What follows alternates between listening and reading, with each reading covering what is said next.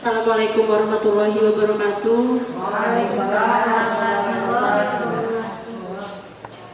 Selamat pagi Bapak Ibu. Hari ini ialah pembukaan destinasi aksi nyata program guru penggerak angkatan 9 SMA Negeri 1 Simpang Kanan yang akan dibuka oleh Ibu Kepala Sekolah. Kepada Ibu kami persilahkan dengan segala hormat. Assalamualaikum warahmatullahi wabarakatuh. Selamat pagi Bapak Ibu yang menghadiri acara program guru penggerak angkatan 9 ini di SMA 1 Simpang Kanan.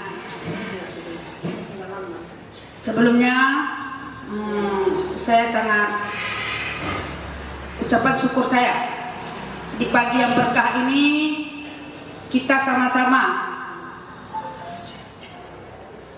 mengikuti acara diseminasi aksi nyata program guru penggerak angkatan 9 SMA Negeri 1 Simpang Kanan Aceh Singkil atas nama Ibu Sri Wahyuni dengan Ibu Mailani Kurniawati. Jadi ibu semuanya, program ini sangat saya pribadi sebagai kepala sekolah sangat mendukung. Jadi saya harap di angkatan 11 ini yang lagi dibuka, mohonlah ibu-ibu juga ikut serta dalam mendaftar. Kalau yang 10 kemarin kita lulusnya 6 orang ya Bu. Nah, sedangkan yang program 11 lagi mengikuti. Semoga juga saya berdoa Bapak Ibu lulus mengikuti jejaknya Ibu Sri Wahyuni dan Ibu Melani. Jadi juga kita tidak lupa juga kita bersyukur kepada Allah Subhanahu wa Ta'ala yang telah memberi kesehatan kepada kita sehingga kita bisa mengikuti acara yang diselenggarakan oleh ibu-ibu CGP. Juga salawat dan salam kita sampaikan kepada Nabi besar Muhammad SAW yang telah membawa kita dari alam kebodohan ke alam yang berilmu pengetahuan. Semoga kita sebagai guru harus banyak membaca, harus banyak belajar, karena apabila gurunya tidak tercapai tujuan untuk mendidik siswa, berarti dia fatal seorang jadi guru.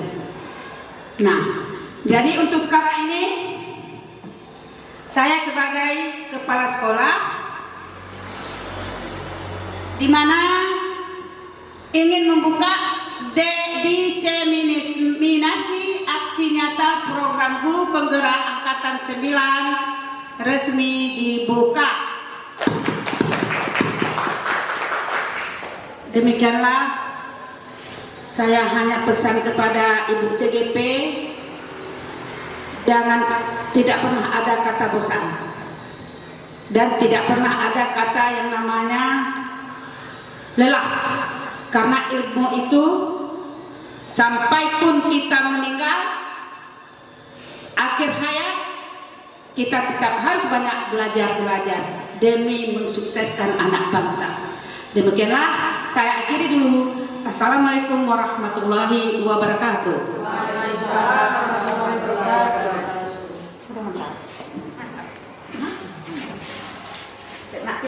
Akan dilanjutkan oleh Ibu Sri Wahyuni. Kepada Ibu kami persilahkan, dan Ibu Mailani kepada Ibu kami persilahkan dengan segala hormat.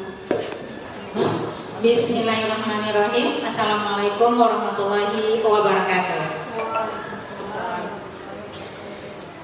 Alhamdulillah, puji syukur kehadirat Allah Subhanahu wa Ta'ala yang telah memberikan rahmat, nikmat dan karunia kepada kita, sehingga pada hari ini, hari Jumat tanggal 20 Oktober 2023, kita dapat berkumpul di ruangan ini dalam rangka melaksanakan diseminasi aksi nyata program guru penggerak angkatan 9 SMA Negeri 1 Simpang Kanan Kabupaten Aceh Singkil. Materi ini atau kegiatan ini adalah salah satu bentuk pengimasan dari materi dari pembelajaran modul 1, tepatnya modul 1.4 itu tentang budaya positif. Nama saya Mailani Kurniawati, calon guru penggerak angkatan 9 dari SMA Negeri 1 Simpang Kanan Kabupaten Aceh Singkil. Hari ini akan mempresentasikan tentang aksi nyata modul 1.4 itu tentang budaya positif.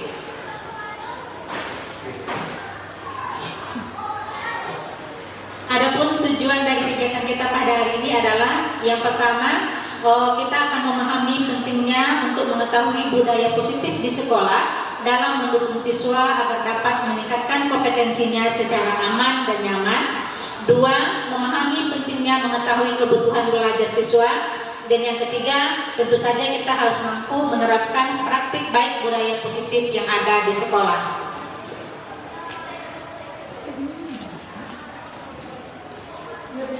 Yang akan kita bahas pada hari ini ada 6 bagian atau 6 materi. Yang pertama tentang disiplin positif dan nilai-nilai kebajikan. 2. Teori motivasi, hukuman dan penghargaan.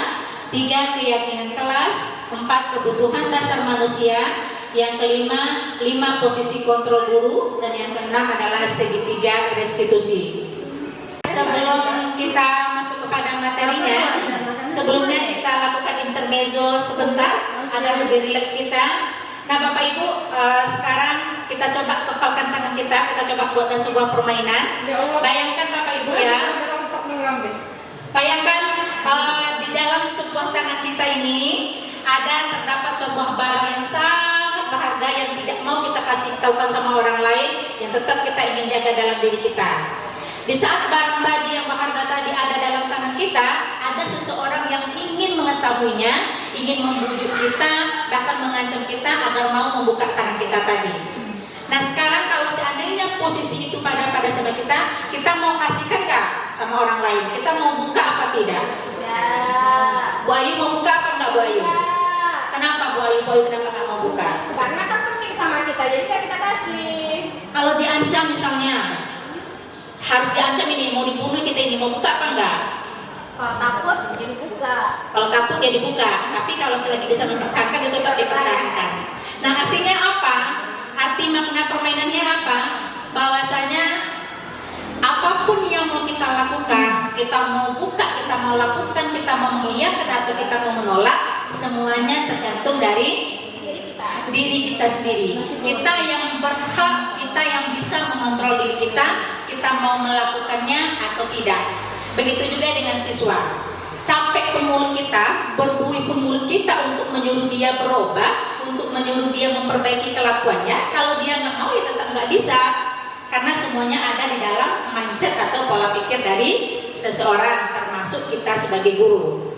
Jadi kita nggak usah merasa, oh aku hebat bisa merubah dia ke arah yang lebih baik. Tidak, sebenarnya yang merubah diri siswa itu adalah diri dia sendiri. Itu namanya adalah kontrol dari dalam diri kita masing-masing. Nah ini sesuai dengan teori kontrol yang dikemukakan oleh William Glasser. Menurut William Glasser, yang pertama menurut teori kontrol adalah ilusi guru mengontrol murid. Nah ilusi itu apa artinya Bapak Ibu? Nggak ada. Ilusi itu kan nggak nampak ya, hanya bayang-bayangan, perasaan-perasaan kita aja, seolah-olah kita yang bisa mengontrol diri siswa. Nah kata William Glasser, pada dasarnya kita tidak dapat memaksa murid untuk berbuat sesuatu jikalau murid tersebut memilih untuk tidak melakukannya.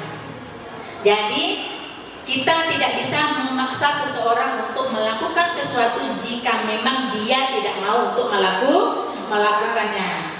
Lanjut, Bu Ayu.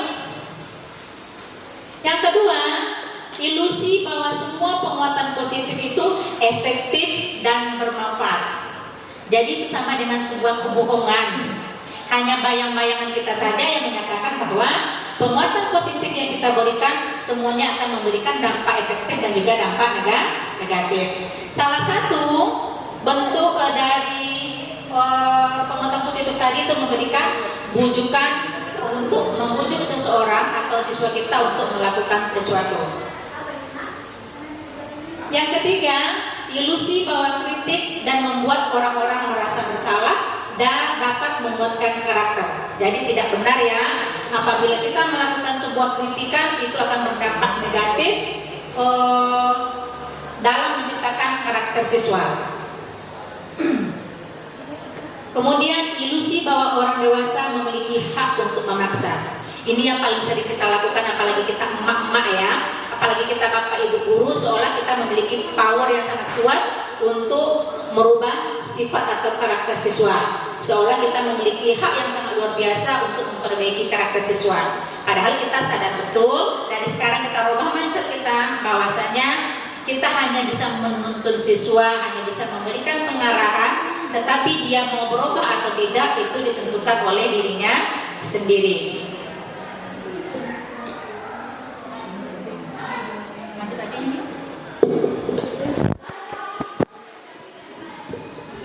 Oke, jadi semua tindakan-tindakan yang kita lakukan tujuannya adalah untuk mewujudkan siswa yang lebih disiplin. Nah, menurut Dan Koser dalam bukunya itu adalah Restructuring School Discipline, menyatakan bahwa kata disiplin berasal dari bahasa Latin atau disiplina yang artinya belajar. Dengan kata lain, disiplin diri juga mempelajari bagaimana cara kita untuk mengontrol diri dan menguasai diri. Sehingga tidak tepat ya Bapak Ibu kalau kita katakan disiplin itu berhubungan dengan hukuman. Di setiap sekolah itu kita sebagai guru memiliki kewajiban yang sangat luar biasa untuk mempraktekkan kebijakan-kebijakan atau nilai-nilai kebajikan yang bersifat universal di sekolah. Nah, kita di SMA Negeri 1 Simpangana sudah banyak melakukan praktek-praktek baik dan semoga ini menjadi sebuah budaya positif di sekolah kita. Di antaranya yang pertama, menyelenggarakan untuk memperingati PHBI atau peringatan Hari Besar Agama. Salah satunya adalah Maulid Nabi. Kemudian melakukan praktek yasinan yang selalu kita lakukan setiap minggunya, itu setiap hari Jumat. Dan kemudian kita juga selalu mempraktekkan di dalam kelas untuk membiasakan berdoa sebelum kita belajar.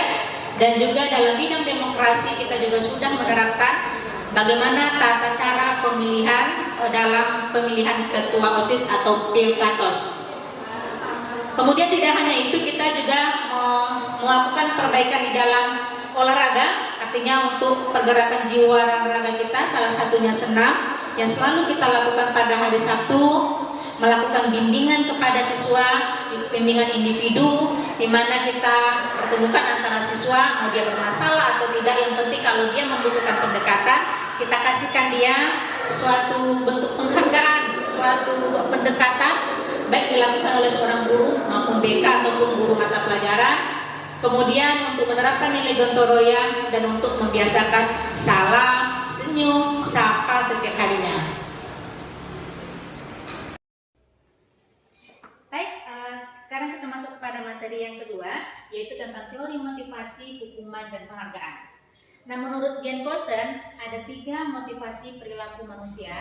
Yang pertama, untuk menghindari ketidaknyamanan atau hukuman. Jadi biasanya kita berperilaku, kita bertindak itu didasari karena takut kena hukuman atau takut nanti kena marah. Yang kedua, untuk mendapatkan imbalan atau penghargaan dari orang lain. Ada iming-iming yang diberikan oleh orang lain kepada kita, barulah kita sadar untuk melakukan sesuatu. Yang ketiga, untuk menjadi orang yang mereka inginkan dan menghargai diri sendiri dengan nilai-nilai yang mereka percaya. Inilah seharusnya, pada posisi inilah kita yang seharusnya berperilaku, yaitu hanya untuk menghargai diri kita sendiri tanpa takut dihukum oleh guru atau tanpa mengharapkan imbalan atau penghargaan dari orang lain. Jadi tujuan dari disiplin positif itu adalah untuk menanamkan motivasi yang ketiga kepada siswa. Oke, lanjut.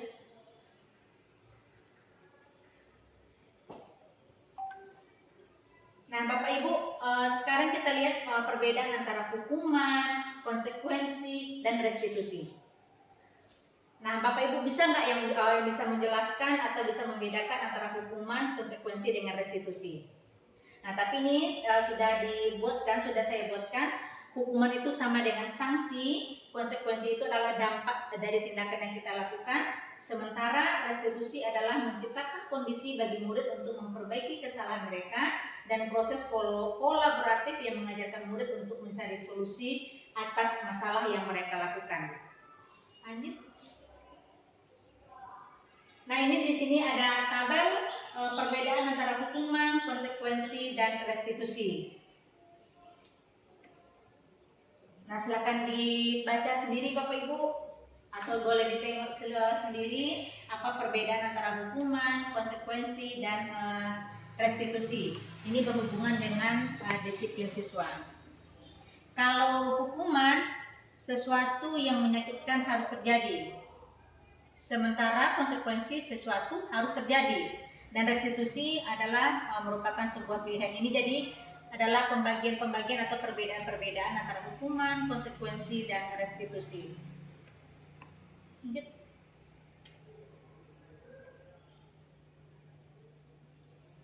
Nah, Bapak Ibu, kita seringkali memberikan iming-iming ya kepada anak-anak. Kadang-kadang iming-iming yang kita berikan itu tidak selalu berdampak positif bagi anak, karena ada dampak yang diberikan dari kalau kita memberikan atau menciptakan disiplin dengan memberikan penghargaan atau iming-iming kepada anak. Yang pertama itu cuma pengaruhnya jangka pendek. Jadi itu karena mereka juga terpaksa, karena ada dorongan ekstrinsik dari luar yang mendorong mereka untuk berbuat sesuatu tapi tidak berasal dari dalam diri mereka sendiri. Yang kedua, penghargaannya tidak efektif karena dibuat dengan syarat tidak berasal dari dalam diri sendiri. Yang ketiga, penghargaan dapat merusak hubungan. Biasanya iri, jadi iri-irian antara kawan dengan sesama kawan, itu juga bisa iri-irian. Kemudian penghargaan mengurangi ketepatan, penghargaan menurunkan kualitas, penghargaan bisa mematikan kreativitas, dan penghargaan menghukum atau ranking. Motivasi dari dalam sendiri atau intrinsik. Jadi akan lebih baik apabila kita menciptakan disiplin apabila itu berasal dari dalam diri sendiri tanpa atau berasal dari unsur intrinsik sendiri tanpa berasal dari unsur-unsur ekstrinsik atau dari orang lain.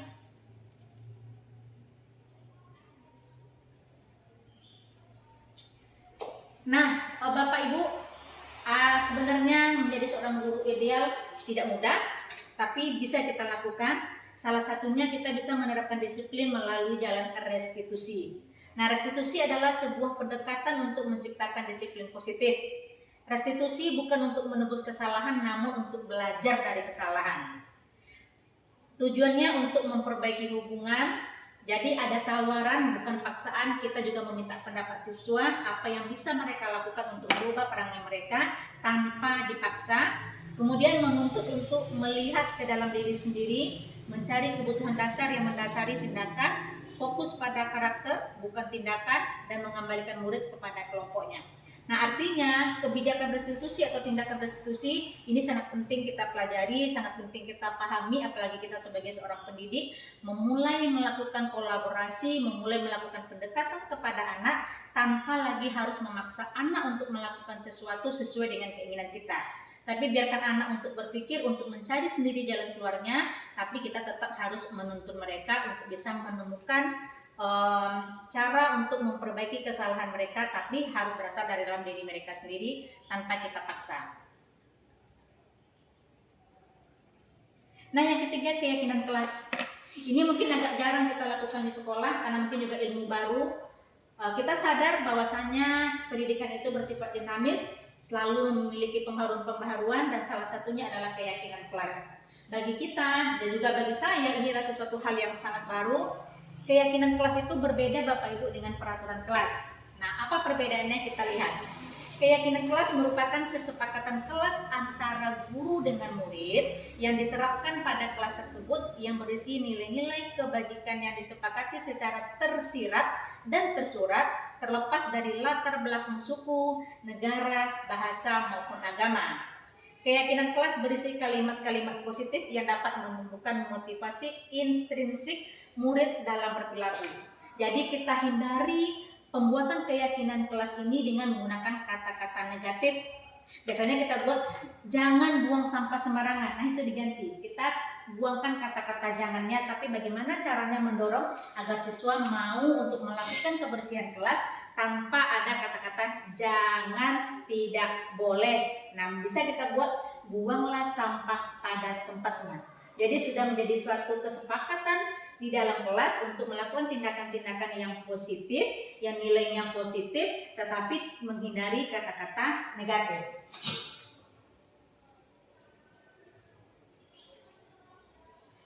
Nah, pembentukan keyakinan kelas atau keyakinan sekolah ini adalah beberapa hal. Yang pertama, keyakinan kelas itu bersifat abstrak daripada peraturan yang lebih rinci dan konkret. Yang kedua, keyakinan kelas berupa pernyataan-pernyataan universal atau bersifat secara lebih lebar atau secara lebih luas.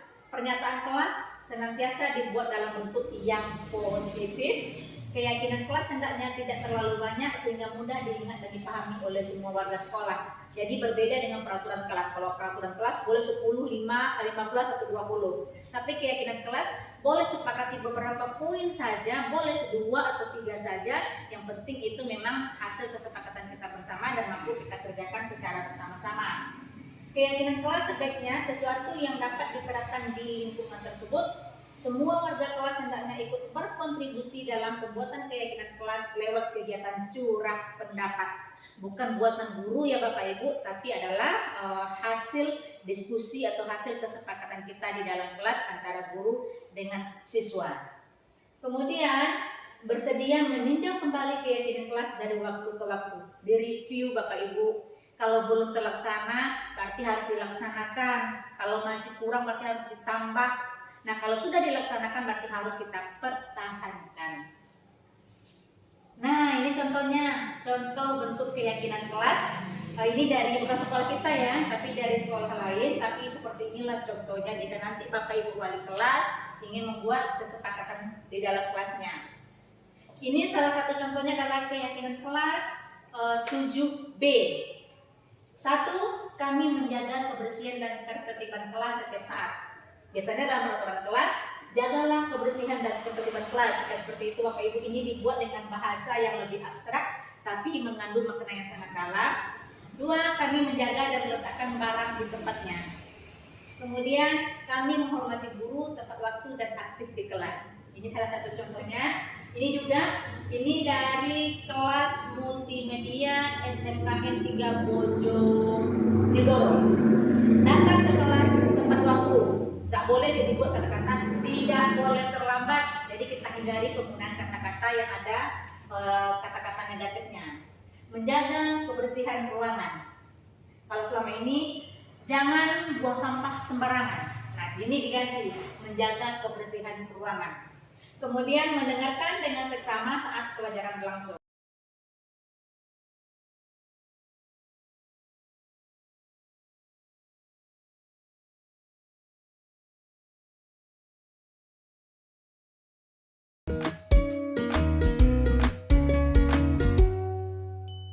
Salam dan bahagia Ibu dan Bapak guru hebat. Untuk membangun budaya sekolah yang positif dengan lingkungan yang aman dan mendukung murid untuk menjadi pribadi yang berdaya, seimbang, dan bahagia, salah satu upaya yang dapat dilakukan oleh guru adalah memahami kebutuhan dasar yang mendasari perilaku murid. Pada video kali ini, kita akan membahas tentang 5 kebutuhan dasar manusia.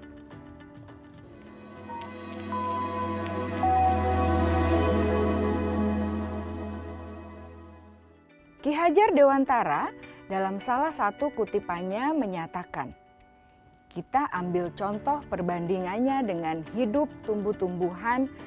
Seorang petani dalam hakikatnya sama kewajibannya dengan seorang pendidik yang menanam padi misalnya. Hanya dapat menuntun tumbuhnya padi. Ia dapat memperbaiki kondisi tanah, memelihara tanaman padi, memberi pupuk dan air, membasmi ulat-ulat atau jamur-jamur yang mengganggu hidup tanaman padi, dan lain sebagainya. Ketika guru memahami kebutuhan apa yang mendasari perilaku murid, dan guru berusaha menuntun dan mendukung murid dalam memenuhi kebutuhannya secara positif, pada hakikatnya guru tersebut ibarat seorang petani yang sedang berusaha memahami kebutuhan masing-masing tanaman. Dan ia berusaha memenuhi kebutuhan tanaman tersebut agar dapat tumbuh dengan subur dan maksimal. Dr. William Glasser, seorang psikiater dari Amerika Serikat, menyatakan bahwa seluruh tindakan manusia memiliki tujuan tertentu, yaitu memenuhi kebutuhan dasarnya. Ketika kelima kebutuhan dasar telah terpenuhi secara memadai, maka murid akan tumbuh dengan seimbang dan bahagia.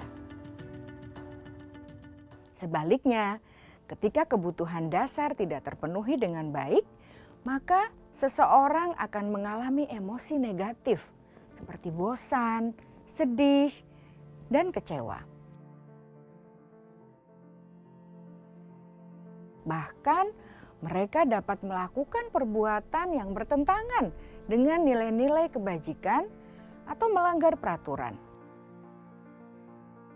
Dengan kata lain, perilaku buruk seseorang biasanya adalah respons dari kebutuhan yang tidak terpenuhi. Namun, mereka tidak tahu cara untuk menyampaikannya.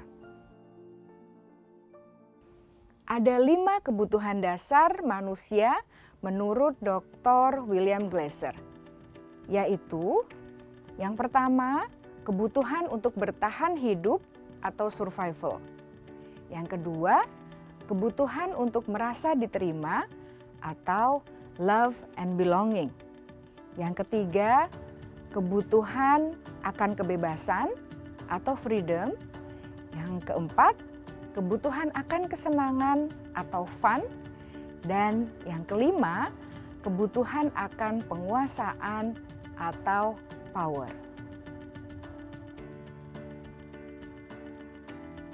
Kebutuhan dasar yang pertama adalah kebutuhan yang bersifat fisiologis untuk bertahan hidup atau survival.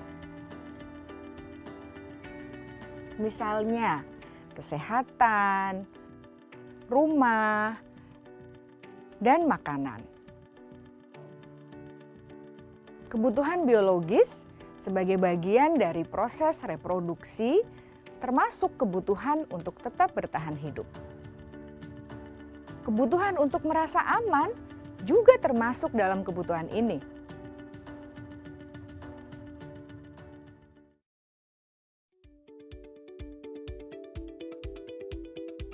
Agar murid dapat belajar dengan baik, kebutuhan mereka akan rasa aman, pangan, sandang, dan papan harus terpenuhi. Bagaimana mungkin mereka dapat belajar dengan baik bila mereka datang ke sekolah dengan perut yang lapar atau bila rumah mereka kebanjiran?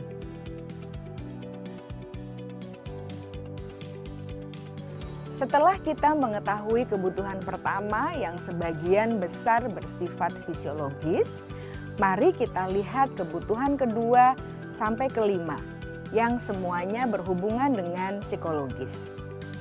Mari kita lihat kebutuhan yang kedua, yaitu kebutuhan akan perasaan diterima oleh kelompok atau komunitasnya, atau kebutuhan love and belonging.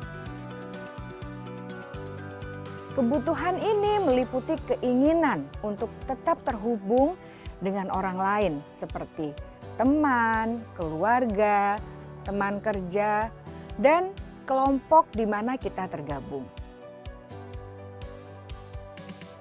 Setiap murid ingin menjadi bagian yang berharga dari kelas dan juga sekolah. Mereka juga ingin diterima oleh orang lain dan kelompoknya.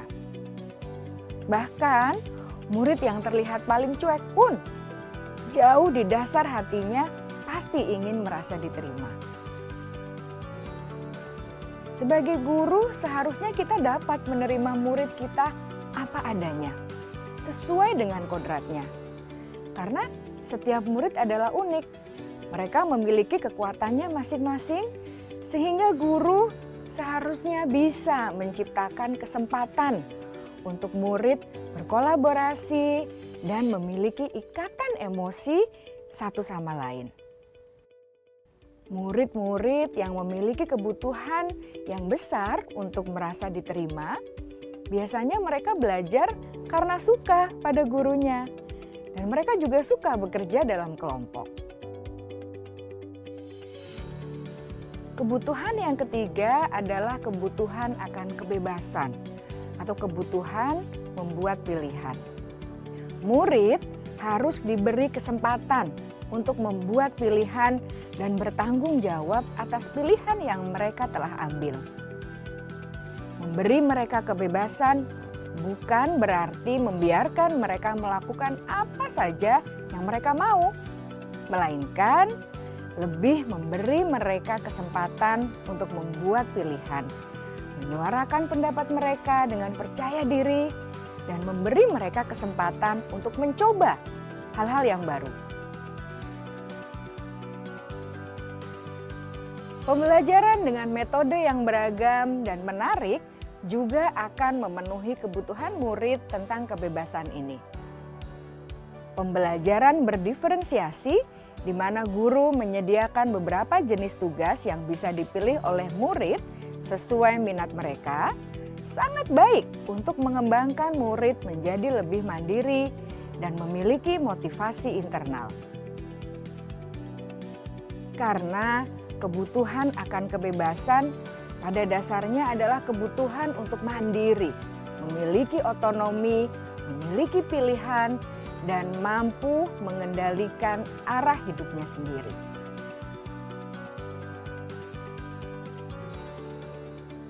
Kebutuhan yang keempat adalah kebutuhan akan kesenangan. Bayangkan Bapak Ibu, hidup tanpa rasa senang. Betapa menyedihkannya.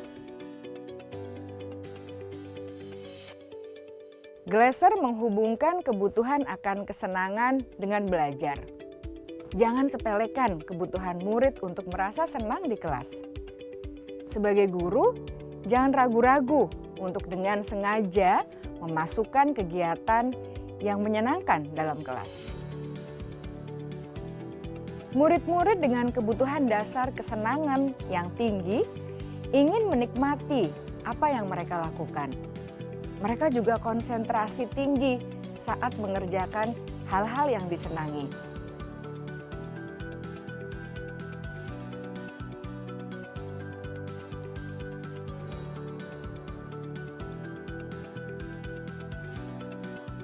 Kebutuhan yang kelima adalah kebutuhan akan penguasaan. Setiap murid memiliki kebutuhan untuk merasa kompeten, menjadi terampil, diakui pencapaian dan keterampilannya, didengarkan, bisa membuat dampak dan pengaruh, dan memiliki rasa harga diri. Mereka sebaiknya diberi kesempatan untuk membuat keputusan tentang hal-hal yang penting dalam hidupnya dan tidak merasa dikontrol oleh sistem sekolah. Pada murid yang telah menginjak usia remaja, seringkali mereka merasa tidak memegang kendali atas kehidupannya sendiri, karena guru kerap kali berpengaruh dalam mengambil keputusan. Murid-murid yang memiliki kebutuhan dasar akan penguasaan yang tinggi biasanya selalu ingin menjadi pemimpin. Mereka juga suka mengamati sebelum mencoba hal-hal yang baru. Mereka juga perfeksionis dan merasa kecewa bila melakukan kesalahan.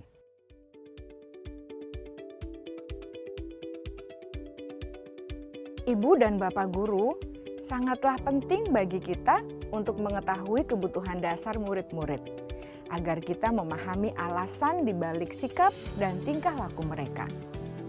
Bila murid berperilaku buruk atau melanggar peraturan, sehingga tindakannya tidak sesuai dengan nilai-nilai kebajikan, maka guru harus mencari tahu alasan yang mendasari tindakan tersebut. dan kebutuhan apa yang belum terpenuhi. Melalui percakapan dengan guru dalam pendekatan disiplin positif, murid dapat diajak untuk bersikap reflektif dalam mengenali kebutuhan-kebutuhan yang berusaha mereka penuhi dan mendasari tindakan mereka. Jika guru mengabaikan perilaku buruk murid-murid, maka perilaku tersebut akan berpengaruh pada suasana kelas yang kurang kondusif dan akan berpengaruh pada tujuan dari pendidikan itu sendiri. Ibu, bapak guru hebat, mari kita menjadi guru yang lebih baik dengan memahami kebutuhan dasar murid-murid kita dan senantiasa membimbing mereka untuk menjadi pribadi yang berdaya, seimbang, dan bahagia. Salam dan bahagia, Ibu dan Bapak guru hebat.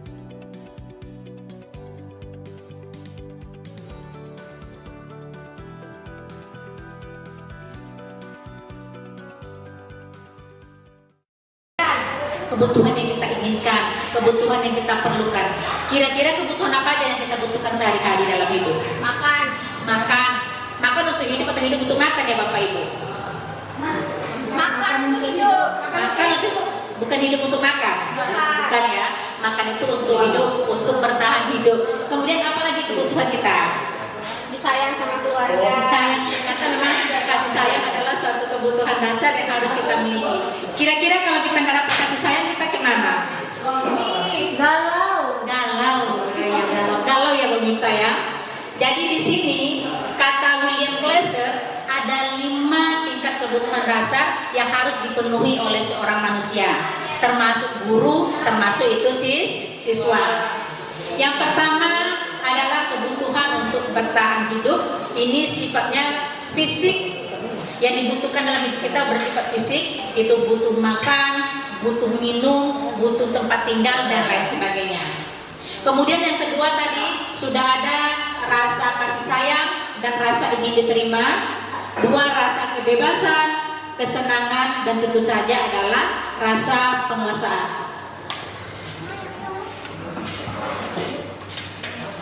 Oke, sebelumnya untuk selanjutnya, untuk mengenali kebutuhan-kebutuhan apa saja yang kita butuhkan dalam hidup, saya sudah menyiapkan beberapa kuesioner dan silahkan kita isi kuesionernya. Tadi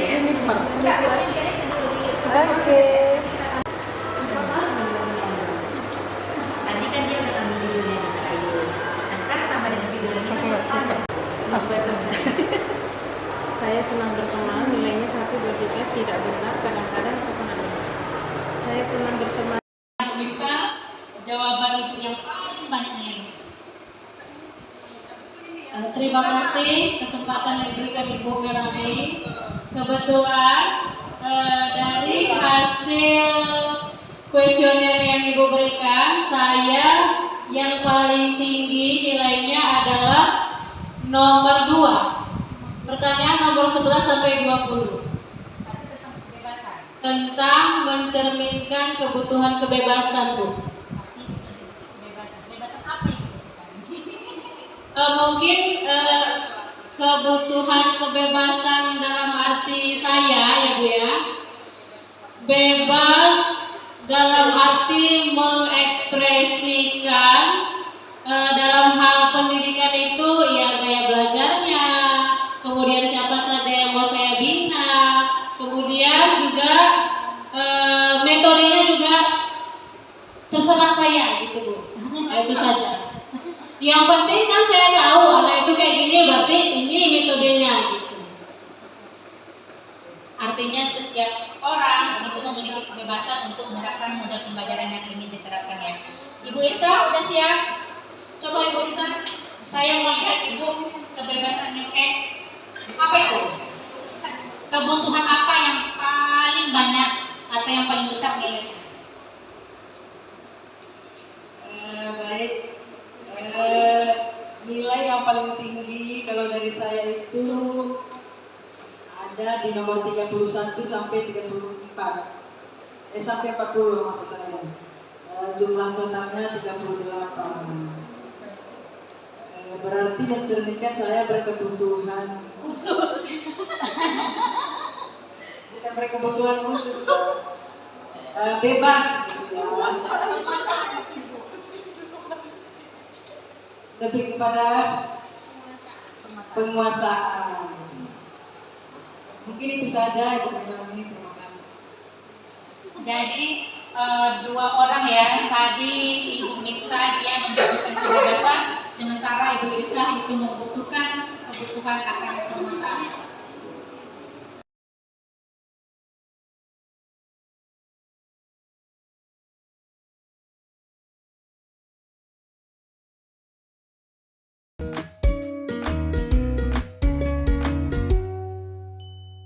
Salam bahagia Ibu dan Bapak guru hebat. Dalam penerapan disiplin positif restitusi, salah satu program yang dikembangkan adalah 5 posisi kontrol. 5 posisi kontrol dalam restitusi adalah proses perjalanan seorang pendidik agar dapat mengenali dirinya. Pada video kali ini, kita akan membahas tentang 5 posisi kontrol yang dikembangkan oleh Diane Goossen dan contoh penerapannya.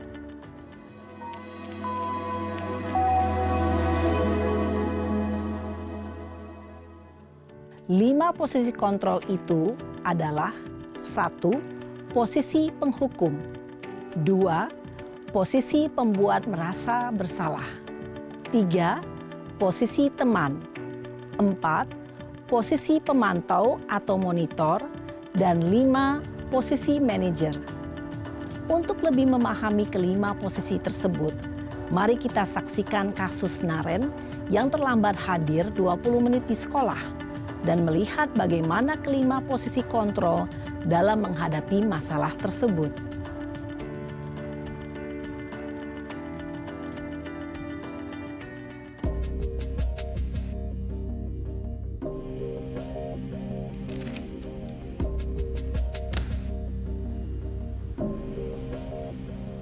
Naren!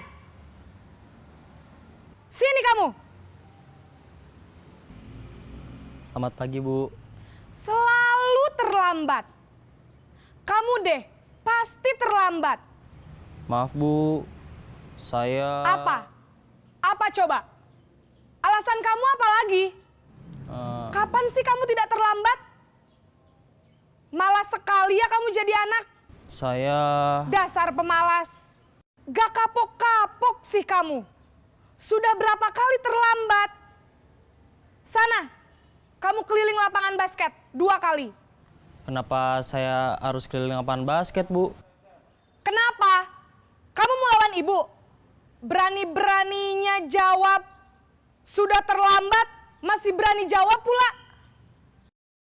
Sekarang, keliling lapangan basket 5 kali sekalian. Biar kapok. Cepat. Pergi sana ke lapangan basket. Posisi penghukum biasanya berbicara dengan nada tinggi, menghardik, menunjuk-nunjuk, menyakiti, dan menyindir. Hukuman bisa berupa fisik maupun psikis. Ibu dan Bapak guru hebat, dampak yang terjadi pada murid ketika guru berada pada posisi penghukum adalah murid cenderung akan memberontak, bahkan menyimpan dendam.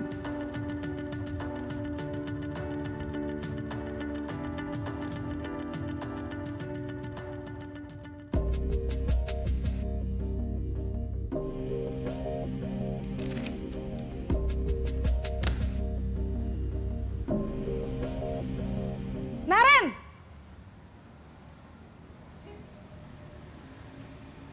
Selamat pagi, Bu. Naren. Kamu kenapa terlambat lagi, nak? Ya Tuhan, Naren. Kamu senang ya bikin ibu susah ya? Kalau kamu terlambat lagi, nanti ibu yang ditegur bapak kepala sekolah, nak. Disangka ibu tidak bisa membina kamu. Duh, gimana ini? Maaf, Bu. Duh, Gusti Naren. Kamu suka ya kalau ibu ditegur bapak kepala sekolah? Terus, sekarang ibu harus tulis apa ini di buku absen? Ini kamu sudah sering terlambat loh. Ibu harus apa coba? Maaf, Bu. Maaf sekali. Ya sudah, lain kali jangan bikin ibu susah lagi ya nak ya. Ibu tidak akan kuat lagi kalau kamu begini terus. Bisa jantungan kalau ibu ditegur bapak kepala sekolah. Sana cepat ke kelas. Maaf ya Bu. Maaf sekali. Posisi pembuat rasa bersalah berbicara dengan nada tenang, cenderung lembut. Namun kata-kata yang diutarakan membuat murid merasa menjadi orang yang gagal. Memandang buruk dirinya sendiri, merasa tidak berharga, dan tidak sanggup membahagiakan orang lain. Ketika guru mengambil posisi pembuat rasa bersalah, murid akan menganggap dirinya yang bersalah dan ia akan menyimpan emosi negatif tersebut di dalam dirinya.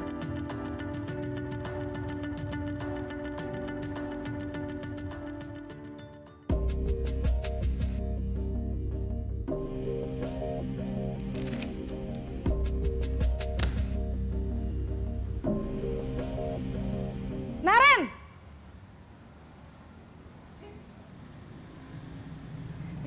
Selamat pagi Bu. Wah, sudah jam berapa ini nak? Terlambat lagi ya sayang. Iya Bu, habis ibu saya lupa bangunkan saya Bu. Kamu malah menyalahkan ibu kamu.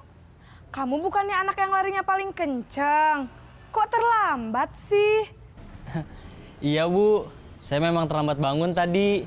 Jadi biarpun saya lari kencang, tetap gak kekejar Bu. Ya sudah sana, nanti lain kali larinya lebih kenceng lagi ya. Biar gak terlambat lagi. Bikin seneng ibu, demi ibu. Bisa kan? Bisa lah Bu. Ya sudah sana masuk kelas. Ibu beresin urusan absen kamu. Kamu ini ada-ada saja. Dalam posisi teman, guru berbicara dengan nada suara ramah, akrab, cenderung bersenda gurau untuk menjaga suasana tetap santai. Murid akan merasa senang, aman, dan akrab dengan guru. Identitas yang tercipta adalah identitas sukses atau berhasil. Namun, perlu diingat, karena ini masih dorongan eksternal, maka ada faktor ketergantungan dari murid kepada orang tertentu.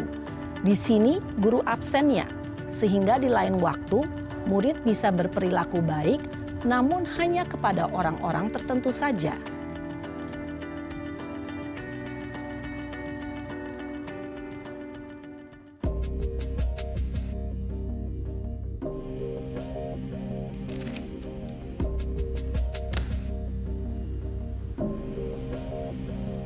Naren!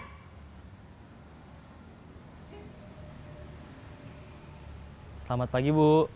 Naren, apa peraturan sekolah kita tentang jam berapa kita harus masuk sekolah, nak? Kita harus di sekolah jam 7 Bu. Iya betul, sekarang sudah jam 7.20. Naren sudah tahu konsekuensinya jika terlambat hadir. Paham Bu, saya harus tinggal kelas pas jam istirahat selama 20 menit. Iya benar, konsekuensinya demikian. Jadi nanti jam 9.30 pas istirahat, kamu harus tinggal di kelas, kerjakan tugas tambahan untuk ketertinggalan kamu, ya? Baik Bu. Posisi pemantau mengandalkan penghitungan atau data untuk mengontrol murid. Guru mengarahkan murid berdasarkan peraturan dan konsekuensi. Seorang pemantau menunjukkan bahasa tubuh dan ekspresi wajah yang datar dan cenderung formal.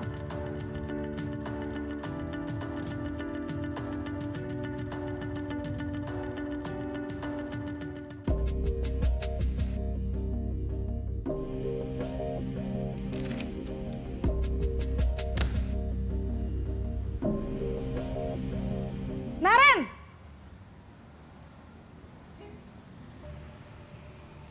Selamat pagi Bu. Selamat pagi, Naren. Maaf Bu, saya terlambat. Iya, sekolah masuknya jam 7, sekarang sudah jam 7.20. Jadi sekarang bagaimana ini, Naren? Maaf Bu, saya lupa setel alarm saya semalam. Baiklah, menurut kamu, keyakinan sekolah yang mana yang perlu kamu tingkatkan? Menghargai diri sendiri dan orang lain mungkin ya Bu. Setuju. Jadi, apakah Naren meyakini prinsip saling menghormati tersebut? Iya Bu, saya meyakininya. Apakah Naren bersedia memperbaiki masalah keterlambatan ini? Bersedia Bu. Bagaimana kamu akan perbaiki masalah keterlambatan ini? Saya akan coba untuk tidak lupa menyetel alarm saya Bu.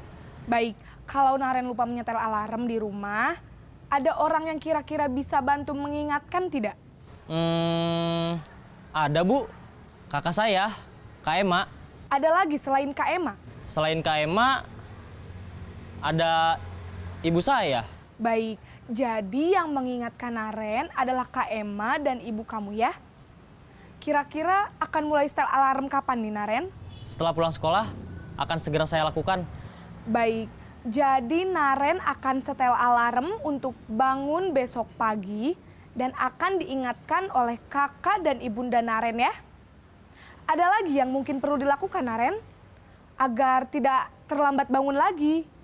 Tidak ada Bu. Baik Naren, terima kasih untuk kerjasama kamu. Sekarang kamu perlu kembali ke kelas untuk belajar. Baik Bu, terima kasih. Posisi manajer adalah posisi kontrol yang disarankan untuk membimbing murid memiliki sikap disiplin yang positif, yaitu murid yang mandiri, bertanggung jawab, dan dapat memecahkan masalah. Tujuan dari posisi ini adalah agar murid dapat berefleksi atas tindakannya. Guru akan dengan tulus memberikan pertanyaan-pertanyaan bermakna, sehingga membuat murid dapat belajar dari kesalahannya dan mencari sebuah solusi untuk menyelesaikannya. Ibu dan Bapak guru hebat, setelah mengamati adegan kelima posisi kontrol tadi, kira-kira posisi mana yang paling ideal? Posisi mana yang dapat menunjang motivasi intrinsik murid? Ya, tentu posisi manajer. Posisi ini memang posisi ideal yang ingin dituju setiap pendidik. Pada posisi inilah, guru dapat menerapkan disiplin positif yang berpihak pada murid, yang memerdekakan murid. Perjalanan seorang pendidik tentunya tidak mudah untuk sampai pada posisi seorang manajer. Namun, tujuan kita pasti, yaitu menciptakan murid-murid yang mandiri, merdeka, dan bertanggung jawab. Semoga penggambaran 5 posisi kontrol yang telah diperlihatkan ini dapat menjadi ajang refleksi bagi kita semua, agar dapat terus mengasah dan menerapkan disiplin positif yang memerdekakan murid. Mari terus berlatih dan bersemangat. Selamat menerapkan. Salam dan bahagia, Ibu dan Bapak guru hebat.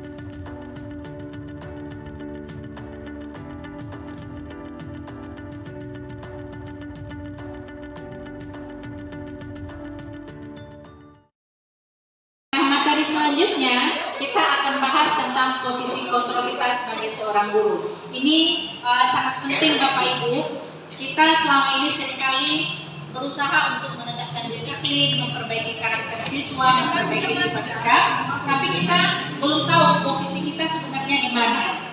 Menurut Dias Gosen, itu ada 5 posisi kontrol yang akan dimiliki oleh seorang guru. Yang pertama ada sebagai penghukum, yang kedua sebagai pembuat rasa bersalah, yang ketiga sebagai teman, yang keempat sebagai pemantau, dan yang kelima adalah manajer. Kita akan lihat perbedaan dari 5 posisi kontrol ini. Yang pertama itu sebagai penghukum. Nah Bapak Ibu, kalau kita lihat selama ini, kita ini sebagai penghukum apa tidak? Iya. Kita seolah-olah memberikan hukuman kepada siswa atas kesalahan yang dilakukannya. Suruhlah lari keliling lapangan, hormat kepada tiang bendera, kemudian membuka sepatunya jika sepatunya salah dipakai. Seringkali kita lakukan.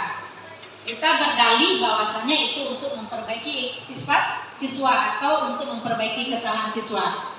Tapi sadarkah kita Bapak Ibu itu adalah suatu kesalahan yang sudah kita lakukan?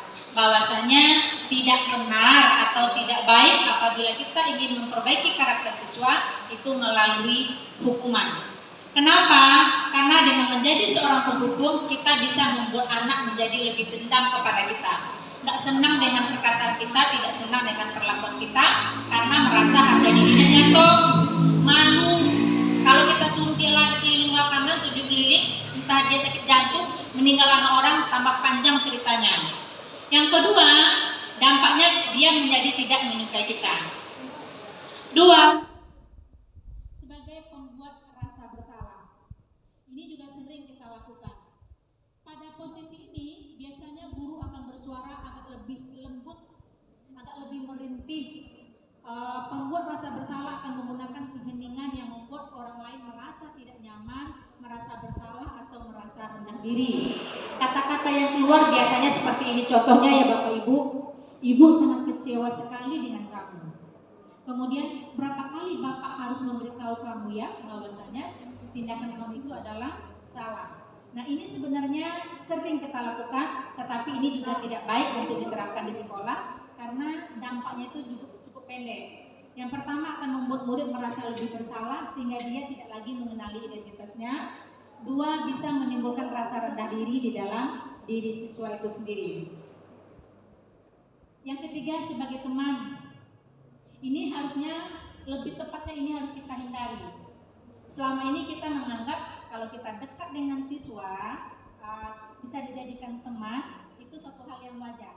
Tapi percayalah Bapak Ibu, posisi ini bisa menimbulkan tidak ada lagi rasa saling menghormati antara siswa dengan guru. Artinya tidak ada lagi rasa segan dari siswa kepada gurunya karena sudah menganggap kita sebagai teman. Nah ini akan memiliki dampak. Yang pertama ada dampak ketergantungan kepada satu orang, kemudian murid tidak menjadi mandiri, dan motivasi yang muncul adalah motivasi ekstrinsik, yaitu karena ada iming-iming, karena ada faktor lain dari dalam diri dia untuk melakukan sesuatu atau untuk merubah sesuatu. Yang keempat, posisi guru atau posisi kontrol guru adalah sebagai pemantau. Pemantau itu yang sering mengawasi tindak perilaku siswa. Pada saat kita mengawasi, kita bertanggung jawab atas perilaku orang-orang yang kita awasi. Posisi pemantau berdasarkan pada peraturan-peraturan dan konsekuensi. Dengan menggunakan sanksi, konsekuensi, kita dapat memisahkan hubungan pribadi kita dengan murid. Nah, untuk pada posisi pemantau, ini juga akan memiliki dampak yang cukup negatif. Di antaranya, murid akan menghitung konsekuensi dan hadiah tanpa memahami sepenuhnya nilai kebajikan yang dituju. Dan artinya dia ada yang diharapkannya. Kemudian murid tidak sepenuhnya mandiri karena ada iming-iming, ada hal yang ingin didapatkannya jika dia melakukan sesuatu. Tetapi posisi kontrol yang sangat ideal, yang sangat ingin kita wujudkan itu adalah sebagai posisi seorang manajer. Kita ingin melakukan perubahan-perubahan sifat atau perbaikan karakter siswa itu dengan melakukan yang namanya persuasi atau melakukan yang namanya diskusi dua arah dengan siswa. Kita tanya kenapa dia melakukan kesalahan itu dan bagaimana caranya untuk merubah kesalahan dia sendiri. Jadi tanpa ada paksaan dari pihak lain termasuk dari seorang guru. Posisi kontrol ini, posisi ideal yang sangat diidamkan itu adalah posisi manajer, dan ini bisa kita terapkan melalui segitiga restitusi. Nah, program segitiga restitusi adalah salah satu cara yang bisa kita gunakan untuk memperbaiki karakter siswa atau untuk mengatasi masalah yang dihadapi siswa itu dengan 3 langkah. Yang pertama, menstabilkan identitas. Yang kedua, validasi tindakan yang salah, dan yang ketiga, menanyakan keyakinan. Ini adalah hal yang seharusnya kita lakukan sebagai seorang guru. Artinya dengan adanya segitiga restitusi, kita bisa membangun hubungan yang lebih dinamis dengan siswa. Siswa kita minta keterangan, kita minta pendapatnya tentang apa tindakannya dan bagaimana cara penyelesaian masalahnya. Ria, tadi dia masuk ya pada sejarah Indonesia. Iya. Kenapa dia masuk? Karena tadi ada rapat OSIS Bu, terus dia kira rapat OSIS itu sebentar Bu, ternyata lama. Itu jam berapa OSISnya? Jam ketiga Bu, terus lanjut dia ke jam 4 Bu. Oh jam ketiga, berarti pada jam Pak Harmon dia tadi masuk sebentar habis itu keluar? Iya Bu, karena dipanggil sama ketuanya. Acara kegiatan tentang apa itu? Tentang melaksanakan untuk hari guru lagi Bu. Oh, hari guru. Jadi tadi waktu itu absen ibu bercabut anaknya. Jadi kadang-kadang keterangan ibu cabut. Makanya ibu kan biasanya dia kan nggak pernah kayak gini. Tiba-tiba nggak masuk pelajaran ibu. Seharusnya kan malah perlu sama ibu ya. Jadi ibu nggak bikin cabut. Jadi maaf ya Bu, dan akan mengulangi lagi. Lain kali nggak apa-apa. Proses itu kan salah satu upaya untuk mengembangkan diri kita. Boleh kita ikut, ibu nggak larang. Tapi kan nanti sayang di absennya. Ibu tanpa tahu apa ibu cabut. Ya kan kita sayang dianya. Nanti lain kali kalau seandainya ada kegiatan apapun itu dan itu terjadi pada jam pelajaran, izin dulu sama gurunya, siapapun gurunya. Jadi nilainya aman, absennya aman, kegiatannya juga tidak terganggu. Ya, jangan ulang lagi perbuatan seperti itu ya. Lapor setidak-tidaknya sama guru yang bersangkutan.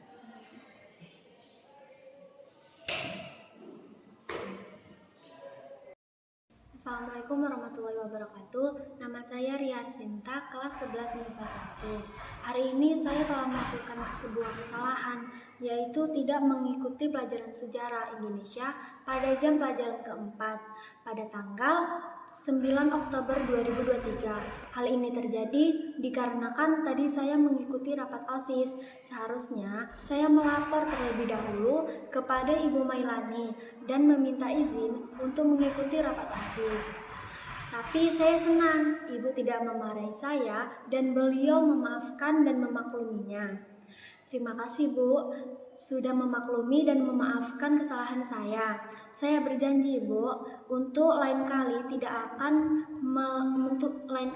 mengulanginya lagi, dan jika ada kegiatan lain, saya terlebih dahulu akan izin kepada Ibu terlebih dahulu. Aji, Iya Bu, Ali tahu kenapa nggak dipanggil kemarin? nggak tahu. Nggak tahu nih. Iya nggak tahu. Panggil kemarin dia nggak tahu. Iya. Tadi kita belajar kan? Iya Bu. Tadi dia ngapain di kelas? Saya tadi Ali ketiduran di kelas Bu. Nah, kenapa bisa ketiduran? Karena semalam Ali lembur Bu mengerjakan PR. Karena PR itu menimbun, maka saya harus mengerjakan satu malam. Jadi yang kemarin-kemarin nggak dipikirkan terus? Enggak Bu. Ngapain main? Iya Bu. Ali tahu kalau itu sebuah kesalahan. Tahu Bu. Besok jangan bilang lagi. Lain kali kalau ngantuk, izin dulu sama ibu. Siap Bu. Izin, cuci muka. Kalau cuci muka pasti hilang ngantuknya. Ya, jangan lagi ulangi ya, Li. Iya Bu. Janji? Janji. Atur waktu dengan baik. Siap Bu. Kalau ada PR 3 di hari yang sama, sebelum-sebelumnya pasti sudah dikerjakan. Waktunya kan 1 minggu. Ya, jangan ulangi lagi ya. Iya. Ali bisa. Bisa. Ya, anak pintar kok tidur di kelas. Nggak boleh tidur di kelas ya. Iya. Ibu tahu kalau tidur itu lumrah terjadi. Namanya kita ngantuk ya kan. Tapi kan di dalam kelas kurang etis. Nanti kalau ada ngantuk, izin sama ibu, pergi cuci muka ke kamar mandi, udah tinggal dia. Bilang dia punya. Assalamualaikum warahmatullahi wabarakatuh. Perkenalkan saya Lisa Berani dari kelas 12 IPA 3. Pada tanggal 10 Oktober 2023, saya ketiduran di kelas waktu jam pelajaran Ibu Melani Kurniawati. Saya minta maaf dan saya akui saya bersalah. Seharusnya saya tadi minta izin untuk mencuci muka ke kamar mandi. Saya sangat senang kepada Ibu Melani Kurniawati. Ternyata Ibu, walaupun saya ketiduran di kelas, dia tidak marah dan tetap memberikan semangat, arahan agar saya tidak mengulangi kesalahan yang sama. Terima kasih Ibu Melani Kurniawati.